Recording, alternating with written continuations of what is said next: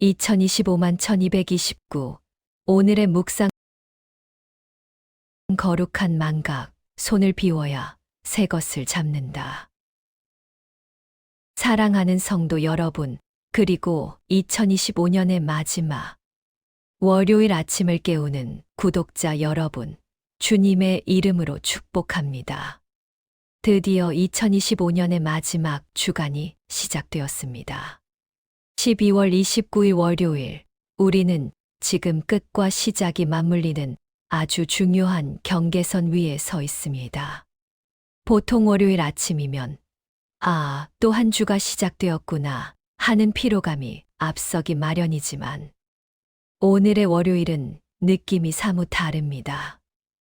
달력을 보니 이제 올해가 딱 3일 남았습니다.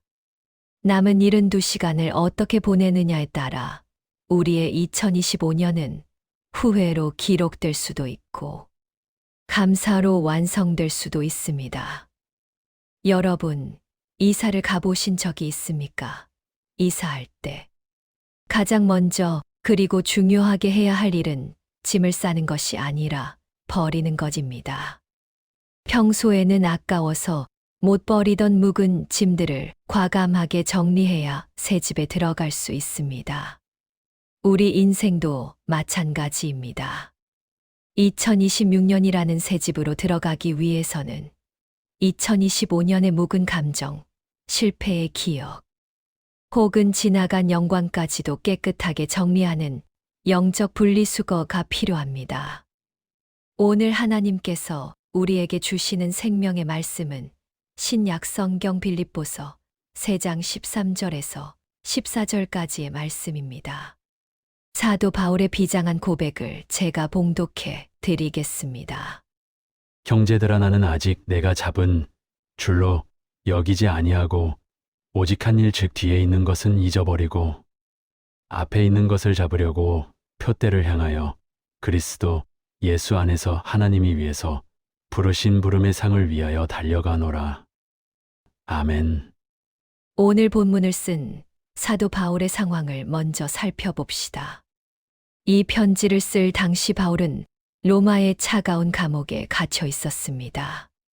언제 사형 판결이 내려질지 모르는 절체절명의 위기였습니다. 그런데 그는 감옥 밖에서 자유롭게 사는 빌립보 교인들에게 오히려 기뻐하라고 권면하며 자신은 지금 달리기를 하고 있다고 말합니다. 죽음을 앞둔 노사도가 인생을 달리기 경주에 비유하고 있는 것입니다.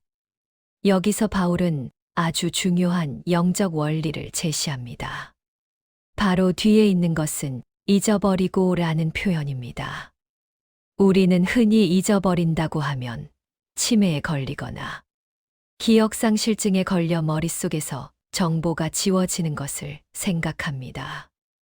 하지만 본문에 쓰인 헬라어 에필란다노메노스 라는 단어는 단순히 기억이 안 난다는 뜻이 아닙니다. 이것은 의도적으로 무시하다, 더 이상 영향을 받지 않기로 결정하다, 관심을 끊다라는 아주 적극적이고 능동적인 단어입니다. 즉, 바울은 과거의 사건들이 머릿속에 떠오르지 않는다는 것이 아니라 과거의 어떤 사건도 지금 나의 달리기에 방해가 되지 않도록 신경을 끄겠다라고 선언하는 것입니다. 운동선수를 생각해 보십시오. 100m 달리기 선수가 출발 총성을 듣고 뛰어나가면서 자꾸 뒤를 돌아보면 어떻게 됩니까? 속도가 줄어드는 것은 물론이고 발이 꼬여 넘어질 수밖에 없습니다. 육상 코치들이 선수들에게 가장 강조하는 것이 절대 뒤를 보지 마라, 결승선만 봐라입니다. 바울은 지금 그 코치의 심정으로, 아니 선수 자신의 비장한 각오로 나는 뒤를 돌아보지 않겠다고 말합니다. 그렇다면 구체적으로 바울, 그리고 오늘 우리가 잊어야 할 뒤에 있는 것은 무엇일까요? 크게 두 가지입니다. 첫째는 과거의 실패와 상처입니다. 바울에게도 지우고 싶은 과거가 있었습니다. 그는 예수님을 만나기 전 교회를 잔멸하고 스데반 집사가 돌에 맞아 죽을 때 찬성표를 던졌던 살인자요. 폭행자였습니다. 그가 사도가 되어 복음을 전할 때마다 밤에 자려고 누우면 스데반의 죽는 모습이 떠올라 괴롭지 않았을까요? 율법주의자들의 비난 소리가 환청처럼 들리지 않았을까요? 내가 무슨 사도냐? 너는 죄인이다. 라는 죄책감이 그를 짓누를 수 있었습니다. 하지만 바울은 선언합니다. 나는 그것을 잊어버리기로 했다. 왜냐하면 십자가의 보혈이 이미 그 모든 죄를 덮었기 때문입니다. 하나님이 용서하신 죄를 내가 다시 끄집어내어 묵상하는 것은 하나님의 은혜를 모독하는 것입니다. 여러분, 2025년을 살면서 겪었던 실패, 부끄러운 실수, 누군가에게 들었던 비난의 말들이 있습니까? 그것을 쓰레기통에 버리십시오. 계속 붙들고 있으면 냄새만 나고 여러분의 영혼만 병들게 합니다. 둘째로 더 무서운 것은 과거의 성공과 영광입니다. 많은 사람이 실패는 잘 잊는데 자신이 잘했던 왕년의 영광은 절대 잊지 못합니다. 내가 예전에는 말이야, 얼마나 잘 나갔는데 하며 과거의 트로피를 닦고 있는 사람은 앞으로 나아가지 못합니다. 바울은 인간적으로 자랑할 것이 너무나 많은 사람이었습니다. 난 지 8일 만에 할례를 받고 베냐민 지파요, 히브리인 중에 히브리인이요.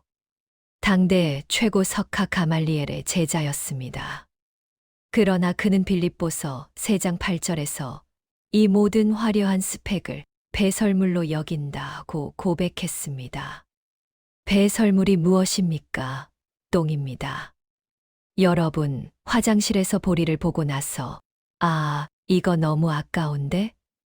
내 몸에서 나온 귀한 건데 하며 변기물을 안 내리고 쳐다보는 사람이 있습니까? 없습니다. 뒤도 안 돌아보고 물을 내립니다. 바울은 자신의 화려한 과거가 예수님을 아는 지식에 방해가 된다면 과감하게 변기, 물을 내리듯이 흘려보내겠다고 말하는 것입니다. 사랑하는 성도 여러분, 오늘이 바로 그 영적 변기 물을 내리는 날입니다. 2025년에 여러분이 이루어낸 작은 성취들이 있습니까? 칭찬받았던 일들이 있습니까?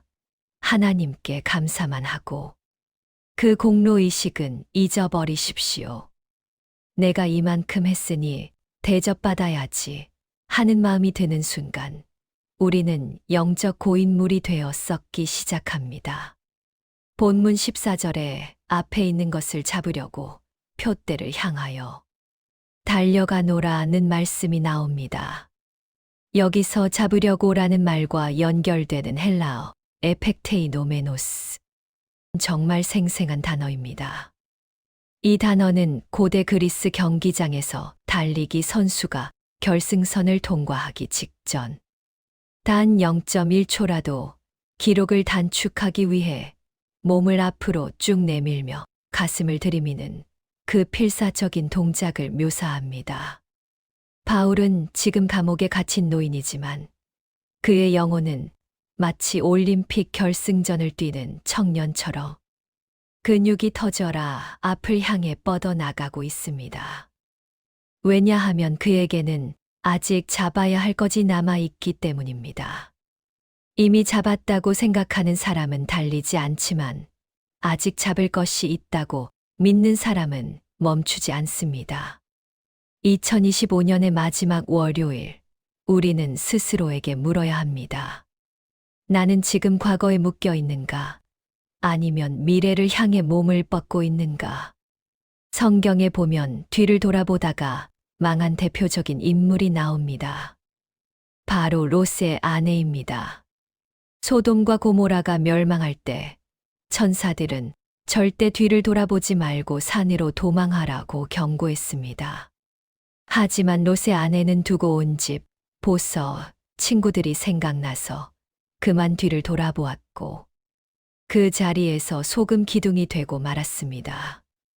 소금 기둥은 생명이 없는 화석입니다.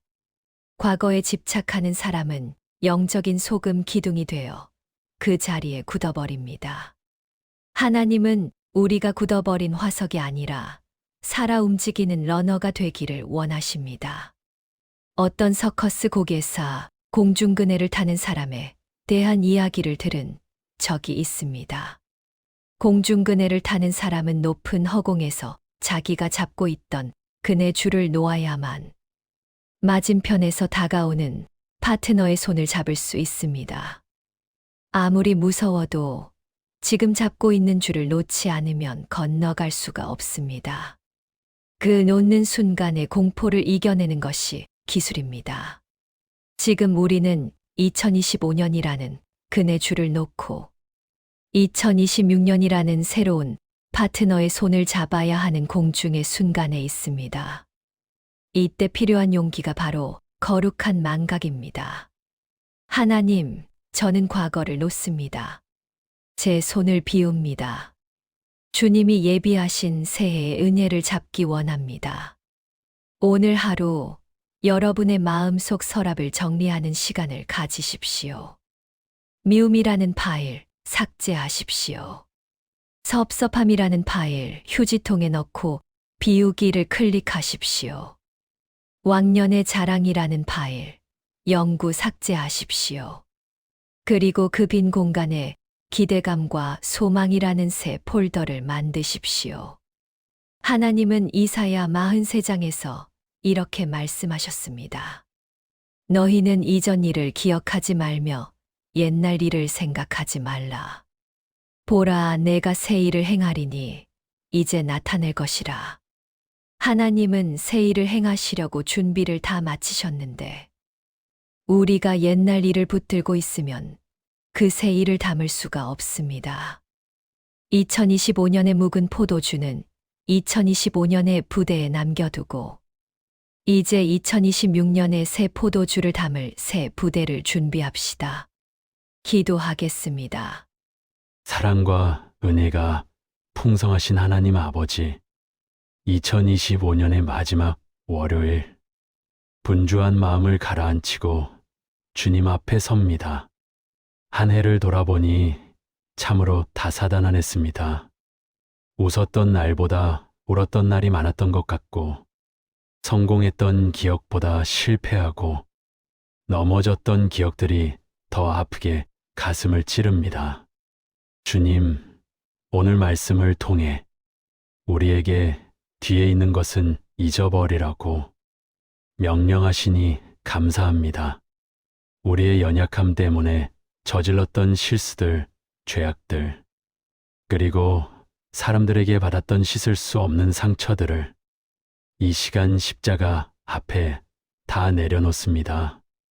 예수님의 보혈로 덮어주시고 우리의 기억 속에서 독이 되어 퍼지는 나쁜 감정들을 깨끗이 씻어 주시옵소서.